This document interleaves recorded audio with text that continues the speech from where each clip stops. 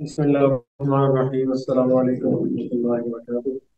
अल्हम्दुलिल्लाह रब्बिल आलमीन वस्सलातु वस्सलामु अला अशरफिल अंबिया वल मुरसलीन सय्यिदिना व नबिय्यिना मुहम्मद सल्लल्लाहु अलैहि व अला आलिहि व सहबिही अजमाइन अम्मा बाद। कल की क्लास में हमने सीखा था नून और मीम के अहकाम। तो आपको अंदाजा हो गया कि किस जगह पर गुन्ना करना है, किस जगह पर गुन्ना नहीं करना। ठीक है, आज हम इंशाल्लाह पढ़ेंगे वक्फ और सक्ता। वक्फ और सक्ता।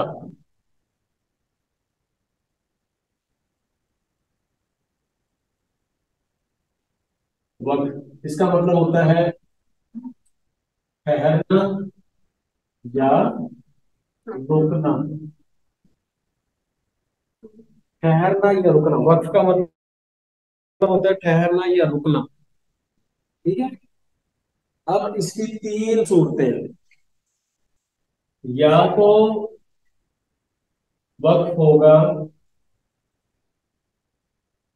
कैफियत के एतबार से,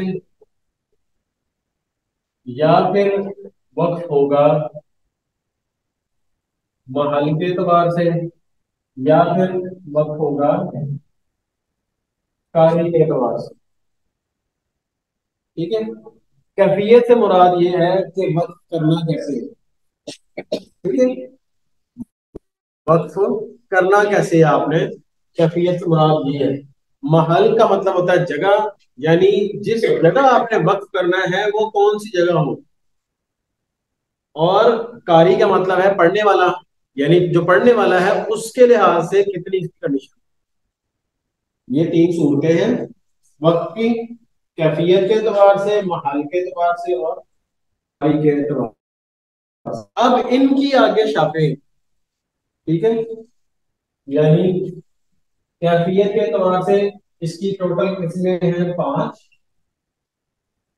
महल के एतबार से किस्में हैं चार, और कारी के एतबार से भी किस्में हैं चार। इनके नाम लिख देता हूं मैं। पहले यह किस्म सुकून, इसकान, होम, इश्माम, और उसके बाद है इबदाल। ठीक है, ये पांच किस्में हैं कैफियत के एतबार से वक्त करने की। अब आ जाते हैं हम महल के एतबार से। महल के एतबार से चार किस्में थी, ताम, काफी, हसन और कबीर। ठीक है जी, जगह के एतबार से इसकी चार किस्में हैं, ताम, काफी, हसन और कबीर। कारी के एतबार से यानी पढ़ने वाले के एतबार से भी इसकी चार किस्में थी। पहली किस्म है इख्तियारी। इख्तियारी, इख्तियारी, इख्तियार, इबदाल, इबदाल जाल। दूसरी किस्म है इख्तिबारी। तीसरी किस्म है इज़्तिरारी। और चौथी किस्म है इंतजारी। ठीक है, अभी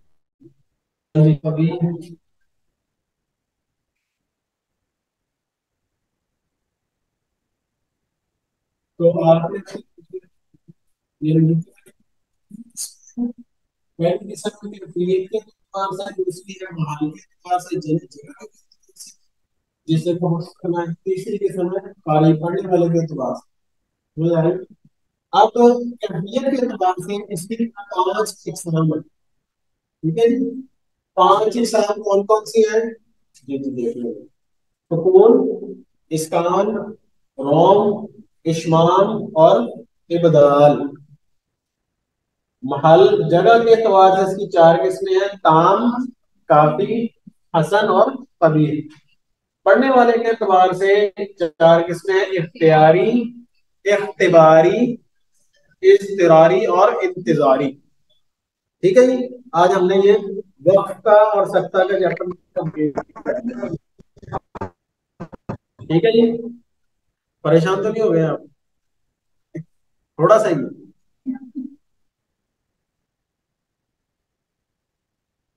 तबस्सुम इम्तियाज, अपना माइक अनम्यूट करें जी। समझ आ रही है जी आपको?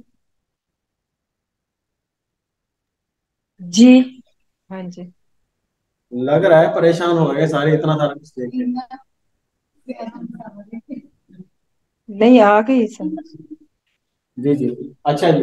परेशान ना हो, ये इंशाल्लाह मैं इसको आसान करता हूँ अभी इंशाल्लाह। ये सारी काम आपने नोट कर ली है। आगे चलते हैं। अब इसमें से सारी नहीं पढ़ने हैं, ठीक है, क्योंकि हमारा मकसद है बुनियादी तजवीद का जानना, ताकि हम आगे पढ़ा सकें। लिहाजा हमने इनमें से कुछ भी नहीं पढ़ना।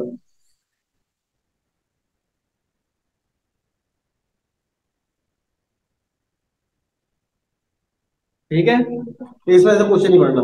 नोट कर लिया था ना आपने अपने तौर पे? हाँ। अब मैं आपको बताने लगा हूँ शॉर्टकट।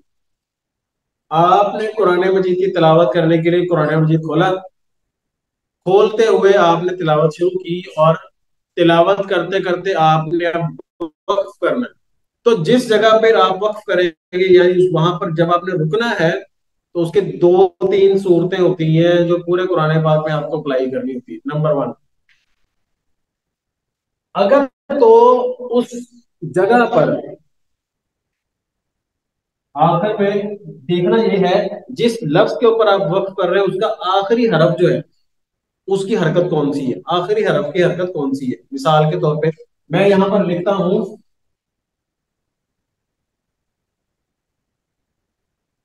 वकाफा। ठीक है, इस लफ्ज का आखिरी हरफ कौन सा है? पा। पा की हरकत कौन सी है? जबर। ठीक है, हमने ये चेक करना है कि जो आखिरी हरफ है इसकी हरकत कौन सी है। समझ गए? अगर लफ्ज के आखिर में जबर आए, जेर आए, पेश आए, दो जबर नहीं, दो जबर नहीं, दो जेर, दो पेश, ठीक है जी, दो जेर दो, या फिर सुकून आए। ठीक है, जबर आए, जेर है, पेश, दो जेर दो पेश, खड़ी जबर, सॉरी सुकून आए, आपने इनमें से कुछ भी नहीं पढ़ना, साकिन कर दे। इन सबको साकिन कर दे। ठीक है, जैसे मिसाल के तौर पे मैंने लफ्ज लिखा वक़फ़। अब मैंने वक्फ करना है तो कैसे करेंगे? वक़फ़, आखिरी हरफ की हरकत को मैंने सुकून से बदल दिया। ठीक है, समझ आ गई जी? अच्छा, दूसरी मिसाल, अगर लफ्ज लिखा है जा, इसको कैसे वक्फ करना है? इस पे जा, अपनी आवाज को इधर ही रोक लेना। जा। ठीक है, समझ आ गई ना? मुश्किल तो नहीं लग रहा? नहीं। जिस जगह पर पहले से साकिन सुकून है, वहां पर सुकून करने की जरूरत नहीं। जैसे मिसाल के तौर पे आप, आपके सामने लफ्ज लिखा हो तो इब्दाल, आखिर में लाम के ऊपर सुकून है, तो आपने इसको वक्फ की सूरत में ऐसे ही पढ़ना है। ठीक है, अगर इसके अलावा कोई हरकत आती है तो आपने इसको साकिन कर देना है, वरना साकिन तो है ही। ठीक है, इसकी भी समझ आ गई? अब इसके बाद दो चीजें और होती हैं जिनका ख्याल रखना है। एक तो ये आपने फार्मूला देख लिया कि जी अगर कोई हरकत आ जाती है तो उसको साकिन करना है, उसको उसकी फिक्र नहीं करना, साकिन करके तो सुकून के साथ पढ़ ले, रोक के आवाज। अगर आ जाता है दो जबर, ठीक है, तब क्या करना है? दो जबर जब आएगा किसी लफ्ज के ऊपर, जैसे अबदन, ठीक है, एक तो आपको मैंने चीज बताई थी कि दो जबर के साथ अलिफ हमेशा आएगा। क्यों आएगा? नहीं, अलिफ क्यों आएगा? ये जो अलिफ लिखा है ये लिखने जाएगा, बस लिखने के लिए जरूरी है, ठीक है, रसूल खत की वजह से। लेकिन जब दो जबर आ जाएगा और आपको वहां वक्फ करना पड़ेगा, अब ये भी समझ लें कि वक्फ जो है वो किसी वजह से भी किया जा सकता है, ठीक है। आप जुमले को समझने के लिए भी वक्फ कर सकते हैं, आपको मजबूरन खांसी भी आ सकती है, आपको जुकाम छींक आ गई है आपको, ठीक है, आपको ऊंघ आ गई है, आपको किसी ने आवाज दे दी है, किसी वजह से भी वक्फ किया जा सकता है। तो ये जरूरी नहीं है कि आपने आयत के मुकम्मल करने पर ही वक्फ करना, या आपने किसी जगह पर वक्फ आ रहा है, जैसे अलामत होती है तो जीम दाल कर, तो वहीं पर वक्फ करना नहीं, आयत के सेंटर में जहां आपको वक्फ करने की जरूरत पेश आया कर सकते हैं। तो जब आपने वक्फ करना है तो आपने इन चीजों का ख्याल रखना, अगर तो आखिर में दो जबर नहीं है तो फिर बाकी हरकत को आपने साकिन करना, ठीक है। अगर दो जबर है, ठीक है, इसकी अब दो तरह की इस्तिलाहात है कुरान के नाम में। कुछ कहते हैं जी इसको अलिफ से बदल दें, ठीक है, कुछ आसानी के लिए कहते हैं कि इनमें से एक जबर को खत्म कर, आसानी के लिए बच्चों को समझाना होता है ना, बच्चों को अब समझ नहीं आ सकती कि आप दो जबर को अलिफ से कैसे बदलेंगे, क्यों बदलेंगे, भाई नहीं बदलते हैं, सिर्फ एक जबर खत्म कर देते हैं हम, ठीक है, समझ आ गई। तो क्या बनेगा, आबादा, आबादन से आबादा, समझ आ गई। तो ये भी हो गया दो जबर। इसी तरह आबादन आ गया, इसी तरह दूसरी मिसाल मुस्फिर, मुस्फिरन, मुस्फिरन क्या बनेगा, मुस्फिरा, रशीदन, रशीदा, ठीक है, नजीरन, नजीरा, ठीक है, बशीरन, बशीरा, समझ आ गई। तो दो जबर जब आएगा तो उसमें से एक जबर को हटा दे तो वो बाकी उसको लंबा करके पढ़ना है, इसको अलिफ से भी बताया जाता है, इसी तरह पढ़ते हैं। अब दो जबर की भी पता चल गया आपको, इसलिए जो किसी को समझनी है उसको कहते हैं बोलता, ये देखा ना पुराने पाक में, हाँ, जैसे जन्नतुन, जन्नतुन, ठीक है। दूसरी मिसाल आइशतुन, आइशतुन, ठीक है। फिर उदरतुन, इन सब के आखिर में गोलता आ रही है। अब गोलता ऐसे भी लिखी जाती है, गोलता को ऐसे भी लिखा जाता है, गोलता को ऐसे भी लिखा जाता है, समझ आ गई आपने। इन तीनों तरफ अब देखेंगे पुराने पाठ में, अब जहां बोल रहा है कि आपने वहां पर सिंपल से इतना करना है कि ता को ता नहीं रखना, उसको हा से बदल दिया, और जो हरकत थी वो तो पहले खत्म करनी थी, तो बाकी सिर्फ हा रह गया, इसको साकिन कर, ऐसे कुदरतुन से कुदरा, जन्नतुन से जन्नह, आइशतुन से आइशा, ठीक है। यानी गोल ता को आपने पहले किया साकिन, फिर उस ता को आपने हा से बदल दिया, ठीक है। कुदरतुन, जन्नतुन, राशिदतुन, ठीक है, और जन आयशतुन, खदीजतुन, इन सबको आपने आखिर में हा साकिन से बदल दिया, खदीजा, कुदरा, जन्नह, मलाइकतुन से मलाइका, ठीक है, समझ आ गई जी। तो ये आपका वक्फ का चैप्टर मुकम्मल है, आज खुश हो गए। इतना ज़रा नहीं पढ़ना पड़ा। चलो बेटा अपना माइक अनम्यूट करें प्लीज। अस्सलाम वालेकुम। ये समझ आ रही थी आपको? जी जी आ रही। अच्छा जी, अब हमने वक्फ के चैप्टर के अंदर जो चीजें मद्देनजर रखनी है वक्फ करते हुए, वो कितनी किस्म की हैं? वो तीन किस्म की है। या तो आखिरी हरफ के ऊपर कोई हरकत होगी, जबर जेर पेश, दो जेर दो पेश, ठीक है, या फिर सुकून होगा, इनको तो आपने कर देना है साकिन, इनको आपने कर देना है साकिन, ठीक है। या फिर होगा दो जबर, तो इसको आपने अलिफ से बदल देना, या आप इसको कहें कि एक अलिफ एक जबर कर देना, या फिर इसको अलिफ से बदल देना। दोनों तरह ठीक है, समझाने के लिए आप दोनों तरह का रूल समझा सकते हैं।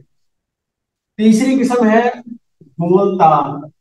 तो गोल ता को आपने हा साकिन से बदल देना, बस वक्त का चक्कर मुकम्मल। लेकिन जहां पर आएगी खड़ी जबर, बात तो खड़ी जबर भी आता है उसकी सूरत में ना। जैसे मिसाल के तौर पे आप पढ़ते हैं वज़्दुहा, वज़्दुहा, आपने इसको ऐसे ही पढ़ना है, इसको नहीं छेड़ना। खड़ी जबर जहां भी आएगी उसको ऐसे ही पढ़े, वज़्दुहा वल्लैलि इज़ा सजा, मा वद्दअका रब्बुका वमा क़ला, इसको ऐसे ही पढ़ना। सिंपल हो गया। अब तीनों चीजों का ख्याल रखना है। बोलता है तो हा साकिन कर देना, दो जबर है तो उसको एक जबर पढ़ना है या उसको अलिफ से बदल दे। अगर कोई इसके अलावा हरकत है तो उसको स्पिन कर देना, वक्फ मुकम्मल। कुरान मजीद में इसके अलावा इससे आसान तरीके से आप किसी को नहीं समझा सकते। और ये मोटे मोटे ये बुनियादी चीजें जो पहले मैंने आपको बताया ना, पांच किस्में, चार किस्में, कैफियत के एतबार से, खान के एतबार से, कारी के एतबार से, वो है तफसीली तफसीली उसूल है।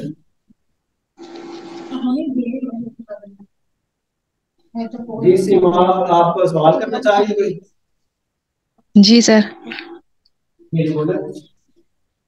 सर अगर ये वक्फ की अलामात यहाँ पे वक्फ मतलब करना चाहिए, तो कुरान के एंड में दिए होते हैं रमूज़े औकाफ, हाँ मीम जी, पे आता है, तो फिर वो किस लिए दिए होते हैं, उन पे कैसे फिर वक्फ करें?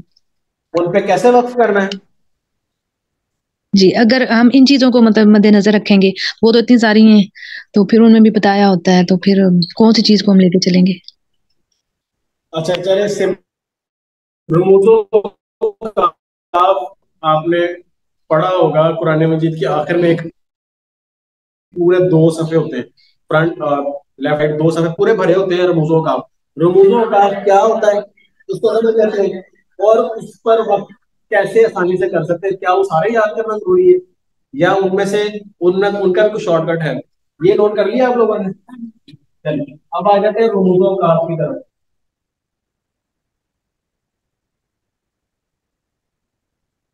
रमूजों का के अंदर चंद अलामतें ऐसी हैं जिनके ऊपर वक्फ करना जरूरी है, ठीक है। कुछ अलामतें ऐसी हैं जिन पर वक्फ नहीं करना, कुछ अलामतें ऐसी हैं जिन पर वक्फ करना कर सकते हैं, ना भी करें तो कोई हर्ज नहीं। एक जो किस्म है, यानी एक अलामत होती है आयत की, ठीक है। दूसरी अलामत होती है मीम की। मीम मीम आयत का मतलब होता है कि यहाँ पे आयत मुकम्मल है। वक्फ लाजिम, जहां पे वक्फ आपने लाजमी करना है, ठीक है। तीसरी किस्म ये होती है जहां लिखा होता है वक़फ़ुन नबी। वक़फ़ुन नबी यानी इसका मतलब ये होता है कि नबी अलैहि सलाम ने इस जगह वक्फ किया था। अगर आप वक्फ कर लेंगे तो सुन्नत पे अमल भी है, नहीं करें तो कोई गुनाह नहीं है, ठीक है। लेकिन वक्फ लाजिम के ऊपर वक्फ लाजमी करना।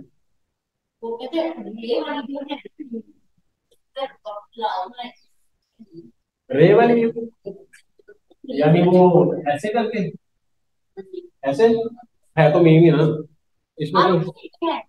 हर मीम पे नहीं है, अलामती तौर पे जहां मीम लिखा होगा वहां, जो बॉर्डर, जो कुरान मजीद का बॉर्डर है ना उसके एक साइड पे, वो दूसरी भी यही चीज है, सिर्फ उनका लिखने का अंदाज फर्क है, ठीक है। ये वक़्फ़ नबी हो गया, ठीक है। अब इसके अलावा एक और जगह होती है, जैसे तो, तो फिर होती है खौफ, ठीक है। फिर उसके बाद होती है किस, ठीक है ना। अच्छा, इसके ना मतलब भी मैं समझा देता हूँ आपको, याद रखने में आसानी हो। किफ का मतलब होता है रुक जाओ। अरबी में किफ कहते हैं रुको, इधर रुको। ये सारे वो जगह लिखी जहाँ पे रुकना है आप। जी जी, ठीक है, ये हुक्मन है ना, किफ रुको। आयत का निशान है, मीम का मतलब वकफ लाजिम, वकफ नबी का मतलब है नबी ने सामने वक्फ किया। तौआ का मतलब ये होता है कि आप यहाँ पर वक्फ करें, ठीक है। और काफ भी जो है इसी के मानी में है, किफ के मानी में। तो ये वो बुनियादी अलामतें हैं जहां पर आपको वक्फ करना है। बाकी जो अलामतें हैं, मिसाल के तौर पे जीम, दाल, ठीक है।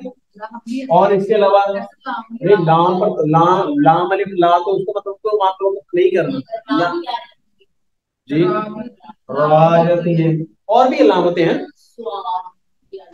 स्वाद भी आ जाता है, स्वाद का मतलब होता है वक्फ नहीं करना, सिले भी आता है। स्वाद का मतलब वसल करें, यहाँ पे रुकना नहीं, मिलाए यहाँ से। तो ये सारे रमूजो काफ तो नहीं पढ़ रहे जी। जी सीमा, जा, आप सवाल कर। जा भी है इसमें और। अच्छा जी, ठीक है, ठीक है। ये जी चंद अलामतें वो है जहां, इधर देखें बाजी, बाजी इधर देखें, बाद में देखिएगा, इधर पहले तवज्जो दें। ये जो अलामतें इधर वक्त करना है, ये अलामतें हैं यहाँ वक्त कर सकते हैं, ना करें तो कोई हर्ज नहीं है, ठीक है। बाजी एक मिनट इधर देखें, पहले उसको छोड़ दें, नहीं नहीं बाद में लिखिएगा, इधर ही है। ये नहीं रेट करता, आप बाद में लिख लीजिएगा, जब जब कोई चीज समझाई जा रही है ना, उधर फोकस पूरा रखते हैं। लिखने के लिए मैं आपको खुद बाद में भी लिख दूंगा, कोई मसला नहीं, आप लोग तो इधर ही है। ये बात ये इसको नहीं रेट करता। इसके अलावा कुछ अलामतें, इसके अलावा जितने भी हैं, आप वक्त ना करें, कोई नहीं, ठीक है ना। उधर आप वक्त ना करें, कोई मसला नहीं। जैसे लाम अलिफ ले, ठीक है, ये सारी अलामतें, नाम इन पे वक्त नहीं करना, सिंपल हो गया। आपको एक जनरल उसूल बताया है, आप किसी जगह भी वक्फ कर सकते हैं एक चीज, खुसूसन इन चीजों का ख्याल रखना है कि यहाँ वक्फ लाजमी करें। अगर मजबूरी के तौर पे हो नहीं होता, वैसे मजबूरी के तौर पे होता, रुक जाया करता है, मतलब कंटिन्यू नहीं रख सकते, इधर आपने रुकना है। उसकी वजह ये होती है कि जो जुमला चल रहा होता है ना, वो तर्जुमे के लिहाज से उन्होंने अलामतें लगाई हैं हम अजमियों के लिए। अगर हम इनके ऊपर रुकेंगे तो वो जुमला मुकम्मल हो जाता है। वरना बाज दफा क्या होता है कि आप किसी ऐसी जगह पे वक्फ इरादतन कर लेते हैं जो कि कुफरिया कलमा भी बन जाता है, ठीक है। यहाँ से समझ आ रही है। यानी आपने इनका ख्याल रखना है, बाकी इस जगह पर वक्फ करना चाहे कर सकते हैं, ना करना, हाँ सिर्फ ला के ऊपर वक्फ बोलना है, इसके ऊपर वक्फ नहीं करना आपको। अगर हो भी जाए तो पीछे से मिला के पढ़ना, ठीक है, सिंपल हो गया। इनके अलावा एक अलामत ऐसी और होती है रमूज और काफ में, जिसका ख्याल रखना है आपने, उसको कहते हैं मुआनफा। क्या कहते हैं? मुआनफा, ये उसका नाम है, मुआनफा। आपने देखा होगा कुरान पाक में सूरह बकरा की पहली आयत में ये है, तीन नुक्ते लिखे होते हैं ऐसे कर, थ्री दो में डॉट्स। से दो में से एक पे रुकते हैं। जी, मुआनका का मतलब होता है हैंडशेक करना, मिलना, ठीक है। मिल गया आपको, लालिकल किताबु ला रईबा फीह, ठीक है। ला रईब के बाद है जी, कि फीह के बाद, दोनों के बाद है ना। तो इन दोनों जगहों पे, अच्छा बार दफा क्या होता है कि ये जो बाजी छाड़ दो इधर समझो, आयत के दरमियान में ये दो अलग अलग जगहों पे आएगा। इनमें से एक जगह पे आपने रुकना है, दूसरी जगह पे रुकना नहीं है, बस वो चाहे पहली जगह पर रुक ले या दूसरी जगह पर रुक ले, बस दो आएंगे, एक नहीं आ सकती। आयत के दरमियान में आएगा जी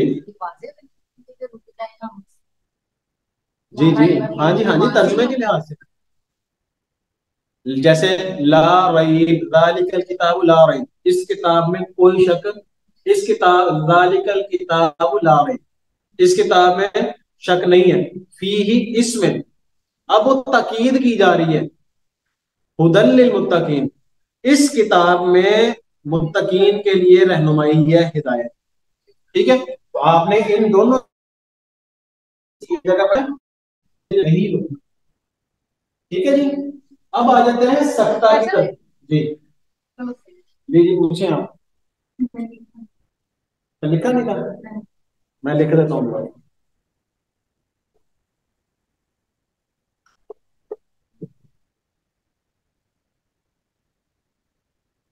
ये लो, ठीक है। दूसरी किस्म है सत्ता। सत्ता तो आप पहले पढ़ चुके हैं। वक्फ का मतलब होता है जहां पर सांस भी रोकनी है और आवाज भी रोकनी है। सख्ता का मतलब होता है जहां पर सिर्फ आवाज रोकनी है, सांस नहीं रोकनी है। ठीक है, सख्ता में सिर्फ सांस सांस जारी रहेगी, आवाज रोकेंगे। जैसे जैसे मिसाल के तौर पे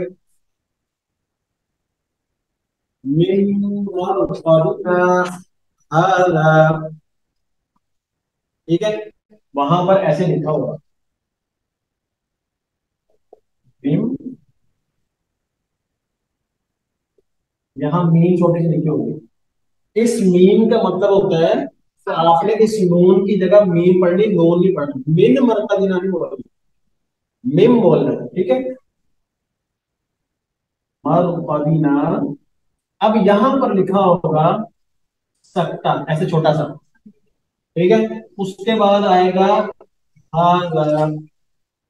तो आपने इस जगह पर जब आना है, आपने पढ़ना है मिम मरकदिना हाज़ा। सांस को, सांस नहीं तोड़नी, सिर्फ आवाज को रोकना है। अगर आप पढ़ेंगे मिम मरकदिना हाज़ा तो फिर सकता नहीं हुआ। समझ आ गई? नहीं है समझ?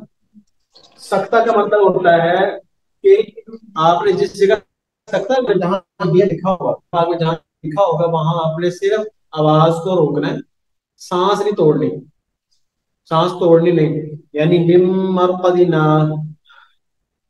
सांस ले लिया, आवाज भी रुक गई, तो ये वक्फ हो गया था। सख्ता ये होता है कि सांस को रोकना, जैसे अब सांस रोक लेते हैं ना पानी में जाके, या उधर जाके सांस लेते हैं, उधर तो नहीं लेते आप, इधर बड़ी जल्दी ले लेते हैं। ठीक है, तो यहाँ पर आपने सांस को उसी तरह रोकना है जैसे आप पानी में डूब रहे हैं। सर सकता ठीक की है, मिकदार क्या होगी? एक अलिफ के बराबर।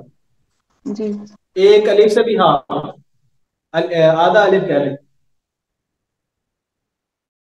तो फिर नींद आ रही है। मिम मरकदिना हादा, समझ आ गई जी? इसको इसके ऊपर ज्यादा स्टे भी नहीं करना, लेकिन आवाज को रोकना है, सुनने वालों को ये महसूस हो कि आपने यहाँ पर आवाज रोकी है लेकिन सांस नहीं रोकी। तजवीद के जितने भी कवानीन आप पढ़ रहे हैं वो आपने उसकी प्रैक्टिस इस हद तक करनी है कि आपकी प्रैक्टिस के अंदर और आपकी जो तिलावत के अंदर इतनी एक्यूरेसी हो कि अगर कोई अंधा आदमी भी सुन रहा है ना कुरान मजीद, तो उसको पता चल जाए कि आपने किस जगह पे वक्फ किया, किस जगह पे सख्ता किया, किस जगह पे कौन सा हरफ पढ़ा है। कहीं ऐसा तो नहीं है कि ता की जगह तो पढ़ रहे हैं, तो की जगह ता पढ़ रहे हैं। ठीक है, उसको सुनाई दे, उसको महसूस हो कि भाई आपके प्रैक्टिस के अंदर वाजे फर्क है। इतनी प्रैक्टिस आपको करनी पड़ेगी। ठीक है जी, यहां तक हो गया, समझ आ गई सबको? कल की क्लास में इंशाअल्लाह सबने सिर्फ कुरान मजीद लेके आने बस। अब तक जितना हमने पढ़ा है, कल आखिरी क्लास है इंशाल्लाह, उस क्लास के अंदर हमने अब तक जितनी तजवीज बुनियादी पढ़ी है वो सारी प्रैक्टिस कर दी। मैं आप लोगों को एक पेज बताया करूंगा, आपने वो पेज नंबर खोल लेना है, या किसी सूरत की आयत नंबर बता दिया करूंगा, आपने उस आयत नंबर खोल लेनी है। अब उस एक आयत के अंदर हम सारे रूल्स अप्लाई करेंगे, ठीक है। और फिर मैं आपसे सिर्फ सवाल करूंगा, मैं जवाब नहीं देना। आप लोग अपने मखतूते बूटियां सारे पास रख सकते हैं, कोई इशू नहीं है, लेकिन आपने कोशिश करनी है कि जवाब जो है वो आप चाहे रिसर्च करके छानबीन करके दें, जवाब कोशिश करें कि आपको समझ आए। जब आप ऐसे करेंगे ना तो आपको चीजें समझ आ जाएगी, बैठ जाएगी दिमाग में, ज्यादा खोलेंगे। आपका कोई सवाल है तो आप कर सकते हैं। जी जिसका आपने हैंड रेज किया कि आप सवाल कर सकते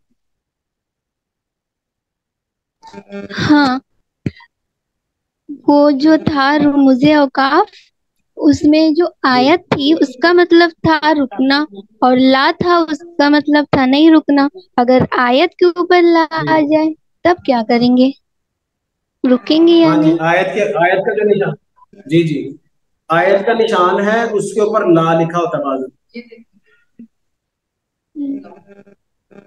ठीक है। तब क्या तो करेंगे? आयत की वजह से आपने वक्त, आयत की वजह से, आयत के निशान की वजह से वक्त करना है, लेकिन अगर आपने वहां पर वक्त नहीं करना तो फिर ला की वजह से उधर रुकना भी नहीं है, फिर आपने पीछे से ला के नहीं पढ़ना, उधर से कंटिन्यू पढ़ देना, कर देना। कौन सी आयत है आपके सामने? वमिम्मा रज़क़नाहुम युनफिकून, यहाँ आयत मुकम्मल है, इसके ऊपर ला लिखा है, ठीक है। तो आपने अगर यहाँ पर आयत के ऊपर वक्त नहीं करना तो अब आप मिला के पढ़ेंगे, वमिम्मा रज़क़नाहुम युनफिकून अल्लज़ीना, ऐसे ही है, युनफिकून वल्लज़ीन, युनफिकून वल्लज़ीन, ऐसे पढ़ देंगे, फिर उधर वक्त नहीं करना, ला की वजह से रुकना भी नहीं। जी अभी किसी किसी जगह पे आयत के ऊपर जीम ला और जी साद जी लाम तीनों लिखा होता है, तो फिर क्या करें? जी, कभी दोबारा पूछिएगा। किसी आयत के आखिर में जहाँ सुकून, जहाँ रुकने का साइन है, रम्ज क्या कहलाता है वो, रुकने का गोल वाला साइन, उसके ऊपर जीम भी लिखा है, लाम भी लिखा है, और स्वाद और लाम भी लिखा है। जीम लाम जैसे यहाँ पे लिखा है, ये सूरह बकरा की आयत नंबर है 268, इसमें लिखा है अल्लाहु यईदुकुम मगफिरतम मिन्हु व फदला, फिर उसके बाद अल्लाहु वासिउन अलीम, उसके पास जीम भी है आयत के ऊपर, लाम अलिफ भी है और साद लाम भी है। देखें, जीम लाम अलिफ और स्वाद लाम, ऐसे ये तीन अलामतें हैं ना। जी जी जी ओके, तो अब यहाँ पर आपने समझना ये है कि लाम अलिफ की वजह से तो नहीं रुकना, स्वाद लाम की वजह से भी नहीं रुकना, पीछे रह जाता जीम। अब जीम में दोनों ऑप्शंस हैं, आप रुकना चाहे तो रुक जाए, ना रुकना चाहे तो ना रुके, ठीक है। अब ये जी दो दो ग्रुप्स बन गए हैं, इसको समझिएगा। ये वैसे आपको, आप कंफ्यूज नहीं होना इन चीजों पे, इसको खत्म कर दूं। जी ये देखिए, वहां पर जीम भी लिखा है, लाम अलिफ ला लिखा है, और साद सॉलिड लिखा है, ऐसे ऐसे कर, जी ऐसे ही है। इस पे भी रुकना नहीं है, इस पे भी रुकना नहीं है, यहाँ पर आपके पास दोनों ऑप्शन है, तो ऑप्शंस को ज्यादा वोट किसके हैं? नहीं नहीं, तो वो गोल साइन भी तो है रुकने का नीचे, वो भी तो है, तो दो हो गया ना, जीम और गोल साइन, अच्छा, गोल आयत, आयत ठीक है। दायरा अब आपके पास, आयत। अब आपके पास जो जी है, आयत के राइट, आयत के ऊपर ये तीनों लेटर लिखे हैं। जी जी ठीक है, समझ गया। अब क्या, आप आपके पास दोनों ऑप्शन हैं, आप इनकी वजह से रुकना चाहें तो रुक जाएं, इनकी जी, वजह से आप कंटिन्यू करना चाहें तो कंटिन्यू कर लें, कोई क्योंकि इशू नहीं दोनों है। इक्वल, दोनों इक्वल हो गया, जीम और आयत का साइन दो हो गया, और उधर लाम और साद और जी लाम, तो दो दो जी इक्वल जी हो गए। बिल्कुल, हाँ जी। तो इसमें आप दोनों तरह आप पढ़ सकते हैं। अगर बिल फर्ज आपसे वक्फ हो गया है, आपने वक्फ कर लिया, वक्फ नहीं करना चाह रहे तो आप कंटिन्यू कर लें, कोई मसला नहीं। ठीक, ठीक है, जज़ाकल्लाह। जज़ाक आप यहाँ पर मिसाल के तौर पे आपने क्या किया, यहाँ से कंटिन्यू करके आगे चले गए।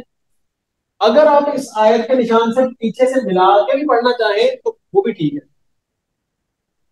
क्योंकि ठीक है। यहाँ पर इसकी वजह से भी आप कंटिन्यू कर सकते हैं, इसकी वजह से भी कंटिन्यू करना है, इसकी वजह से भी कंटिन्यू करना है, तो लिहाजा आप यहाँ पीछे से मिला के भी पढ़ सकते हैं, कोई मसला नहीं।